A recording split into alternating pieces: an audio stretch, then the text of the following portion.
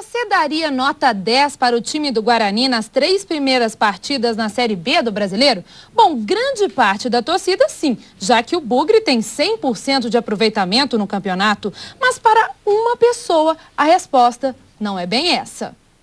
Ânimos exaltados, felicidade de torcedores e dos jogadores. O clima de otimismo contagiou mesmo os bugrinos, mas para uma pessoa toda essa euforia é exagerada. Para ele o importante mesmo é ter os pés no chão. Humildade e correr não para o abraço, mas para o trabalho. Estamos falando dele, o técnico Vadão.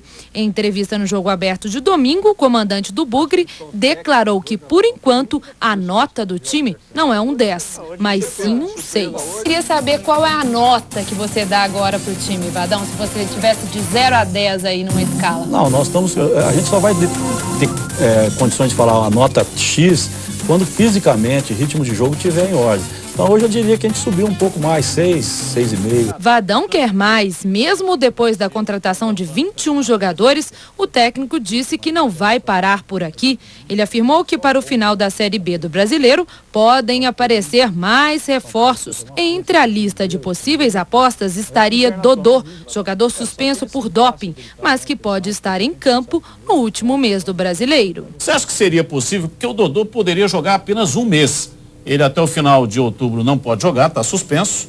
E o Campeonato Brasileiro da Série B termina no final de novembro. Você acha que daria certo isso daí, Amoroso e Dodô ou não? Não, daria, lógico, mas aí teria que, se fosse para trazer o Dodô, mesmo ele não podendo jogar, ele teria que estar treinando, estar entrosando, conhecendo, enfim, estar em ritmo mesmo, se preparando para jogar. Agora, chegar aqui no último mês e aí ele vir e tal, aí não acredito que funcionaria. Você toparia se fosse para ele vir, por exemplo, em agosto ou setembro? É, né? Lógico, bem antes, né? Bem no segundo semestre ele já está aqui. Mesmo com uma média de 60%, segundo as palavras do técnico, os números reais apontam para uma avaliação quase perfeita. 100% de aproveitamento e 9 pontos conquistados. Para o próximo confronto, o Guarani precisa manter a média para superar a fama do Bragantino de ter um bom esquema defensivo.